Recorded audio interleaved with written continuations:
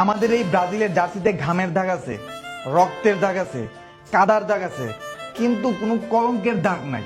আসলেই কি তাই?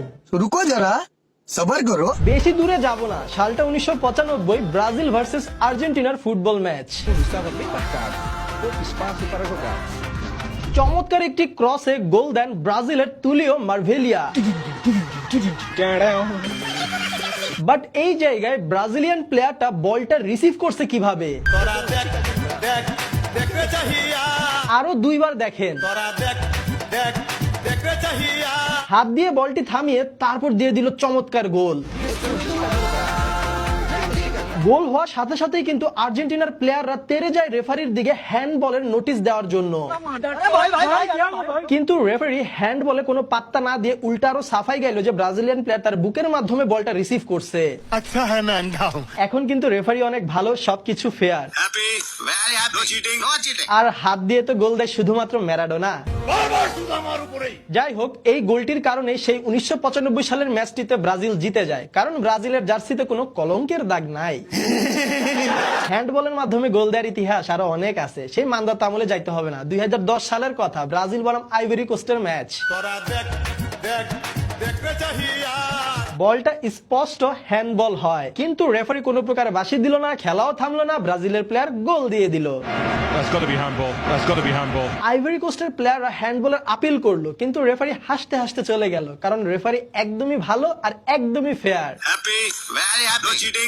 এবার আসি ব্রাজিলের 2002 সালের বিশ্বকাপ জয়ের আমল নামায়। নকআউট স্টেজের খেলা, ব্রাজিল বনাম বেলজিয়াম, স্কোর কিন্তু 0-0। এমন সময় একটি ক্রস থেকে চমৎকার একটি হেডে গোল দিয়েছিল বেলজিয়ামের প্লেয়ার, কিন্তু সাথে সাথেই রেফারি এই গোলটি বাতিল করে দেয়, কারণ রেফারির কথা হচ্ছে বেলজিয়ামের প্লেয়ারটা হেড দেওয়ার সময় ব্রাজিলিয়ান প্লেয়ার সাথে তার ধাক্কা লাগে। জাস্ট ফাউলের নমুনাটা দেখেন। মাথায় নষ্ট মামা।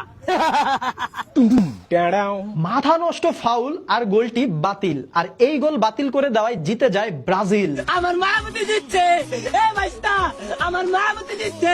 এখানে কিন্তু রেফারি খুবই ভালো, একদমই ফেয়ার ম্যাচ হয়েছে, কারণ ব্রাজিলের জার্সিতে কোনো কলঙ্কের দাগ নাই।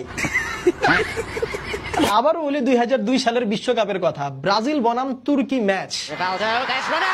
খেলা কিন্তু 1-1 সমতায় আছে, খেলার 85 মিনিট হয়ে গেছে। এমন সময় ব্রাজিল একটি অ্যাটাক দিল, আর তুর্কির ডিফেন্ডার ব্রাজিলের প্লেয়ারের জার্সি ধরে টান দিচ্ছে, কিন্তু কোথায়? ডি বক্সের বাহিরে।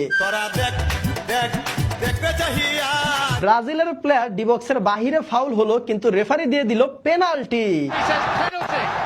ওই ম্যাচের কমেন্ট্রি লাইভ খেলা দেখার সময় কি বলতেছিল চলেন একটু শুনি। But should it really be penalty? মানে ধারাভাষ্যকার নিজে পর্যন্ত মদনা হয়ে গেছে রেফারির ডিসিশন দেখে। সে আরো কি বলে শুনেন। সে নিজেও বলতেছে যে ডি বক্সের বাহিরে ফাউলটা মনে হয় করা হয়েছে, কিন্তু তারপরেও দেওয়া হয়েছে পেনাল্টি, কারণ খেলা হচ্ছে একদমই ফেয়ার আর রেফারি খুবই ভালো। ফুটবলকে কলঙ্কিত করার জন্য যা কিছু করা প্রয়োজন সবকিছুই করা হলো। যাই হোক, এই জায়গায় ব্রাজিলের প্লেয়ারটা কিভাবে পড়ে গেছে সেই নাটকের কথা আর নাই বা বলি। অভিনয়ের জন্য নারী সেরা রে।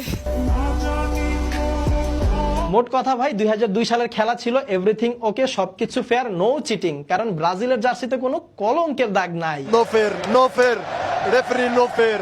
জাস্ট 1 ঘন্টার রিসার্চ করে এত আমল নামা পেয়ে গেছি, তাহলে চিন্তা করেন ইতিহাস লারা দিলে আর কি কি বের হয়ে আসতে পারে। দেখা হয় নাই চক্ষু মিলিয়া, ভর হতে শুধু 2 পা ফেলিয়া। এগুলা মনে হয় সবকিছুই এআই, কারণ ব্রাজিলের জার্সিতে কোনো কলঙ্কের দাগ নাই।